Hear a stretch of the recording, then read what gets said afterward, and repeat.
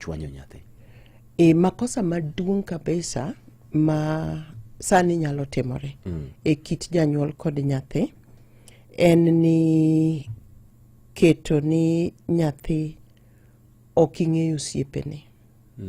To ae ikaw osiepene matin. Nikech osiepegi, ka nyathi osebedo ng'ama nyalo mako osiepegi nyaka gibedie kod kaka gibiro shape paro mar nyathi, kit nyathini.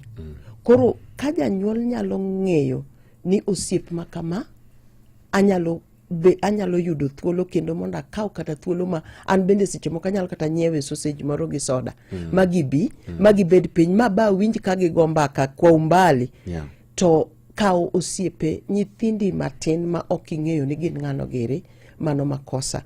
Mar ariyo, gima kik janyuol temie ka Nyasaye nyalo konyi to kuodo wi nyathi kod kata awachni public nyathi kuodo wiye kata iwachone wach mokuodo wiye kata itimone tim mokuodo wiye. Kaka aseneno chandruok moro mowuok kuom janyuol modhi moyudo ka nyathi ochung' kod osiepene moko modhi opame. Ichalo ng'ama miyo nyathi sum. Kendo mokwongo osiepenegi ema dwa pango kode kaka gidwa tiyi, kaka gidwa nyisi ni itimo makosa.